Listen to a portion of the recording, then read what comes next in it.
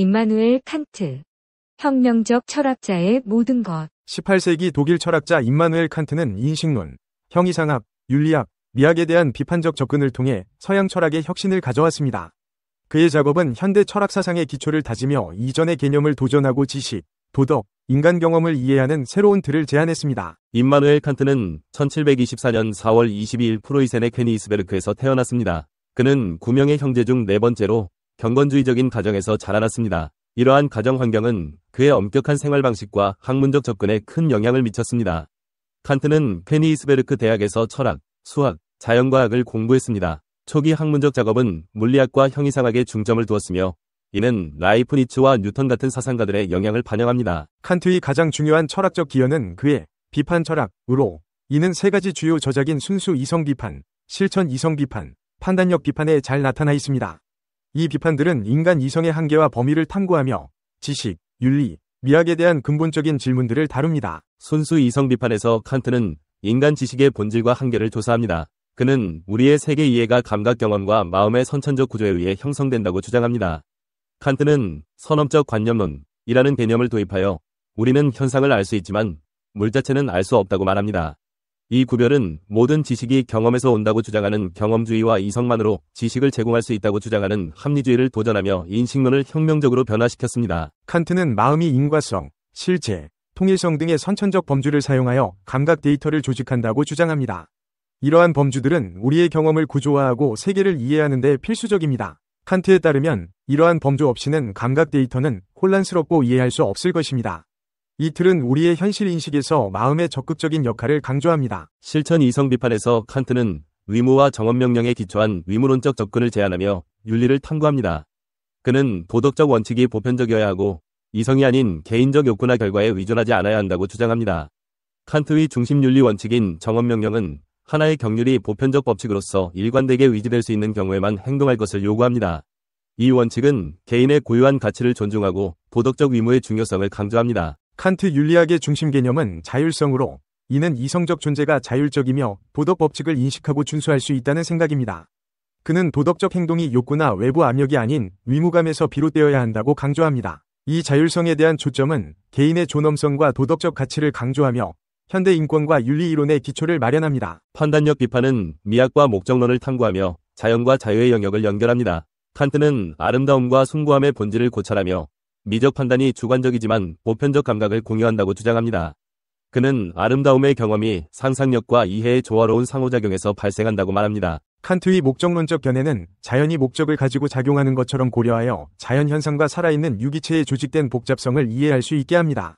비록 우리가 자연의 궁극적 목적을 알 수 없다고 주장하지만 이 목적론적 관점은 경험적 자연 연구와 이성 및 자유의 원칙을 통합하는 데 도움을 줍니다. 임마누엘 칸트의 철학은 형이상학, 인식론, 윤리학, 정치 이론, 미학 등 다양한 분야에 깊은 영향을 미쳤습니다.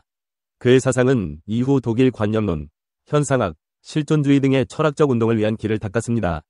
피에테, 셸링, 헤겔, 쇼펜하우어 같은 사상가들은 칸트의 작업을 토대로 그의 개념을 발전시키고 그의 결점들을 보완했습니다. 현대 철학에서 칸트의 마음이 경험을 형성하는 적극적인 역할에 대한 강조는 인지과학, 심리학, 인식론의 논쟁에 계속 영향을 미칩니다. 의무와 보편적 도덕 원칙에 대한 그의 의무론적 윤리는 윤리 이론의 중요한 기초로 남아있으며 인권, 정의, 도덕적 책임에 대한 논의에 기여합니다. 임마누엘 칸트의 철학적 기여는 깊고 지속적입니다. 그의 비판적 접근은 기존의 패러다임에 도전하며 지식, 도덕, 미적 경험의 본질에 대한 새로운 통찰을 제공했습니다. 칸트의 작업은 계속해서 영감을 주고 사색을 자극하며 인간 조건과 현실의 본질을 이해하려는 우리의 노력에서 그의 아이디어가 여전히 중요한 역할을 하고 있습니다. 혁명적 철학자로서의 그의 유산은 서양 사상사에서 중심적인 인물로 확고히 자리 잡고 있습니다. 159cm 키의 왜소한 체격, 더구나 머리가 커서 가분수처럼 보인 사람. 왼쪽 어깨는 올라가고 오른쪽 어깨는 뒤로 굽어 마치 코르크 마개를 열 때 쓰는 병따개같이 보인 사람. 그러나 이 사람은 철학사를 통틀어 가장 뛰어난 철학자 중 위대한 거인이었다.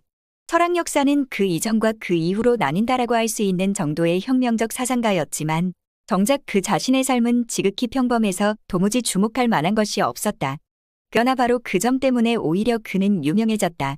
사생활을 보고는 시시해서 웃지만 정작 그의 철학을 보고는 경악하게 되는 사람, 그가 바로 철학자의 대명사인 임마누엘 칸트다.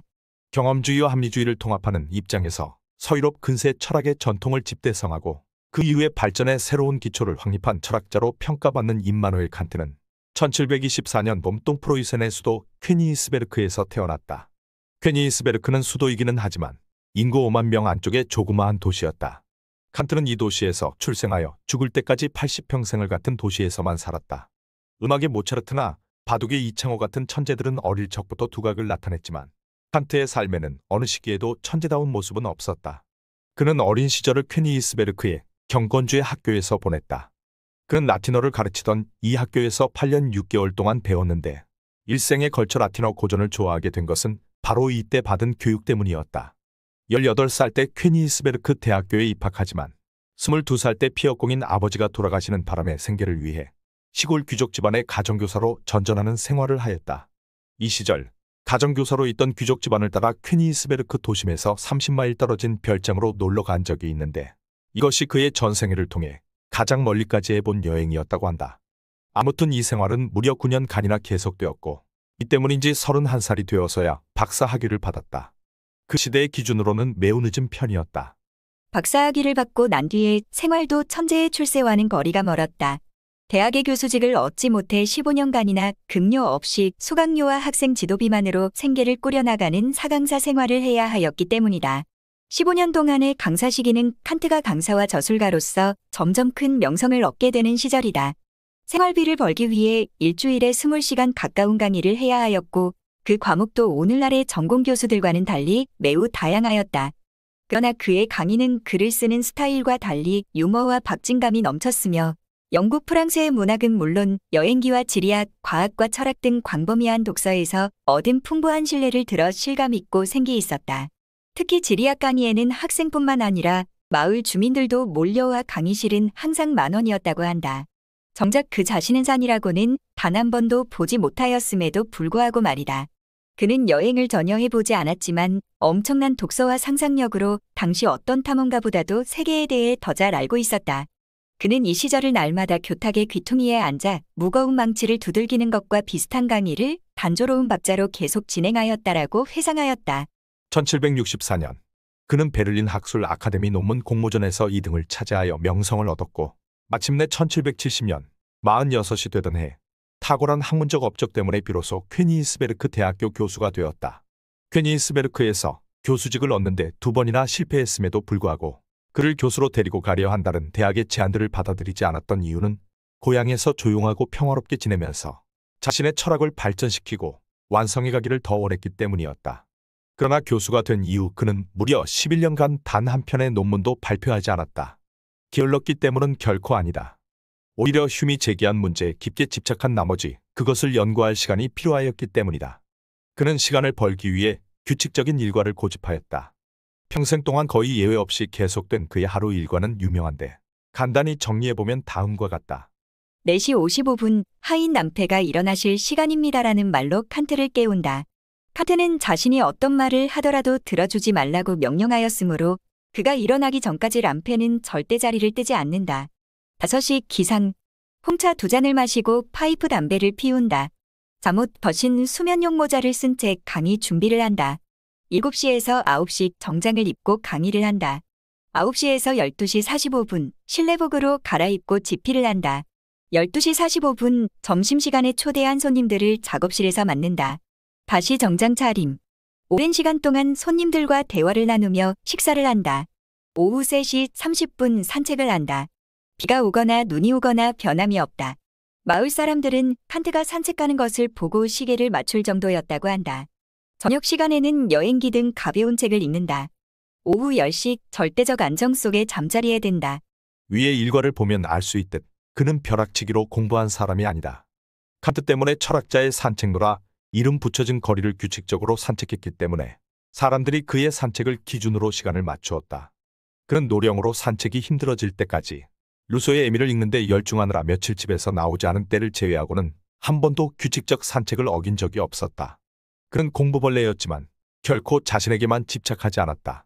사교계에도 부지런히 참석하였고 재치 있는 이야기로 인기도 많아 어디를 가든 환영받았다.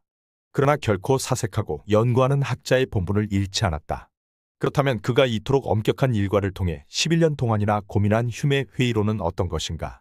칸트의 시대는 교회 권위에 억눌려 있던 과학이 비로소 꽃피던 시기이기도 하였다. 급속한 과학 발달은 신과 교회를 위협하고 있었다.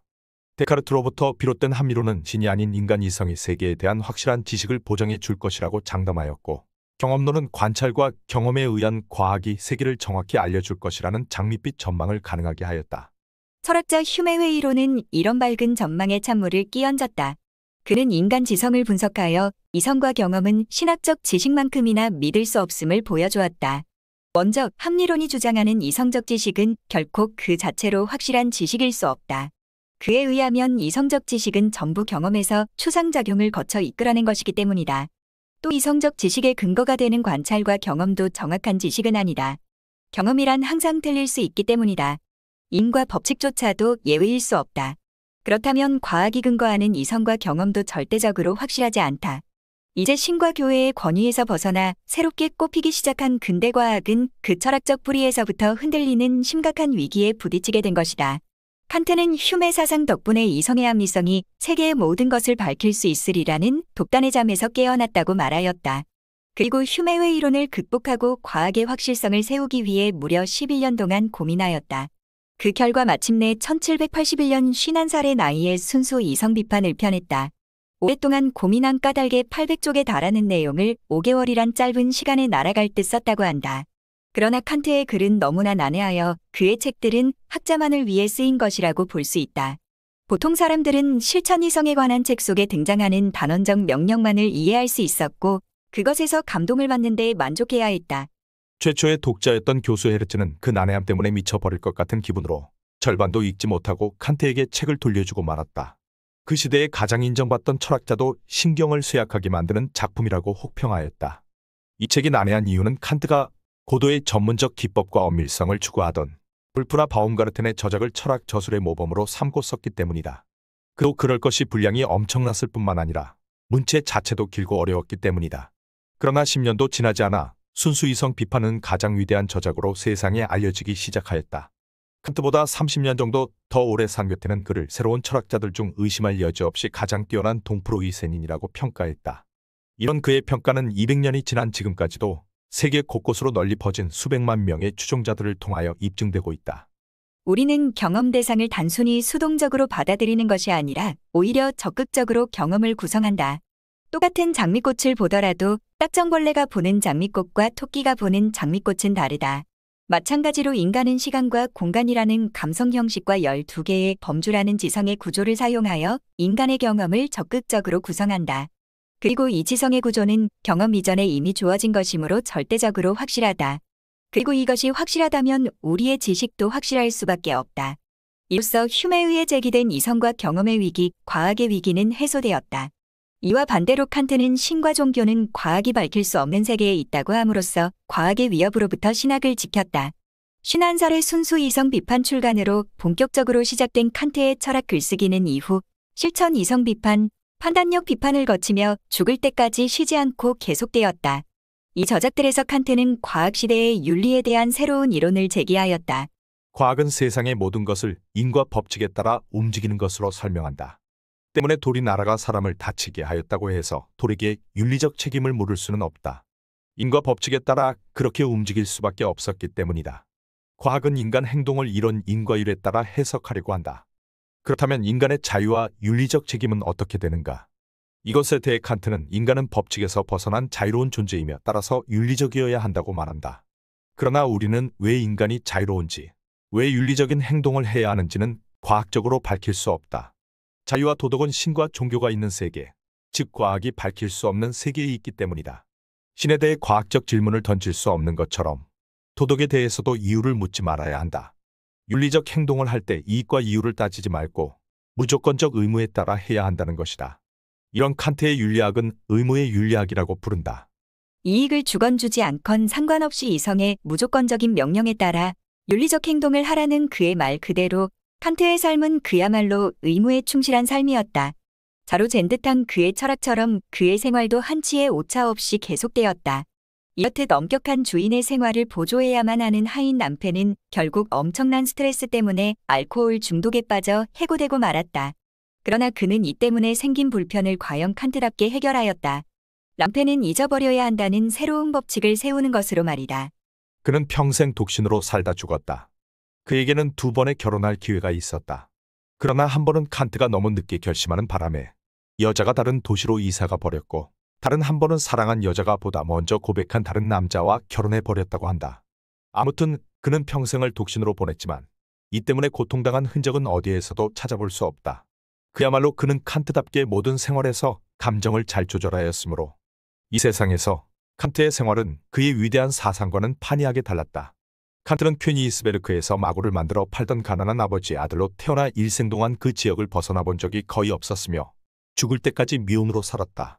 그 이유는 그가 건강하지 못했고 또한 눈에 확연하게 보일 정도로 휜 척추 만곡 증상으로 고통을 받았기 때문이었다. 인간의 이성을 비판한 이 괴상한 독신자가 유명해진 것은 좀 더 나이가 든 후였다.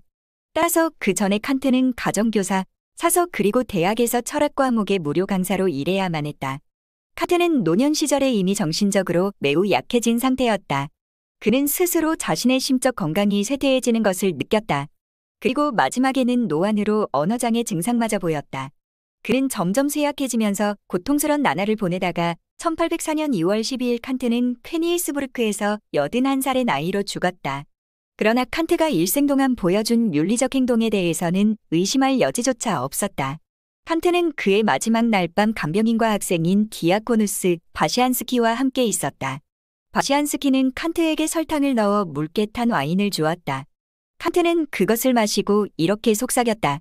많은 점들, 때로는 감당하기 힘들었던 짐들에 대해서도 곧 좋은 일로, 곧 그것에 대해 다시 감사하게 됩니다. 라고 그는 자신의 주치의에게 마지막 인사를 남겼다. 칸트는 그에게 지불했던 비용을 짐이라고 표현했지만 마지막 말은 좋아서라는 것이었다. 그의 묘비에는 실전 이성 비판에 나오는 다음과 같은 구절이 적혀 있다. 그의 마지막 말과 비문은 칸트 자신의 삶을 정확히 평가하고 있다.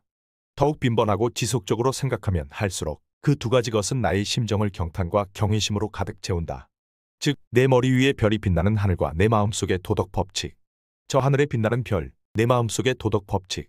진정 그는 별이 빛나는 하늘로 표현된 과학의 세계를 회의론으로부터 구해낸, 그리고 엄격한 인과율이 지배하는 과학의 세계에서 신과 인간의 도덕 법칙을 살려낸 좋은 철학자였다.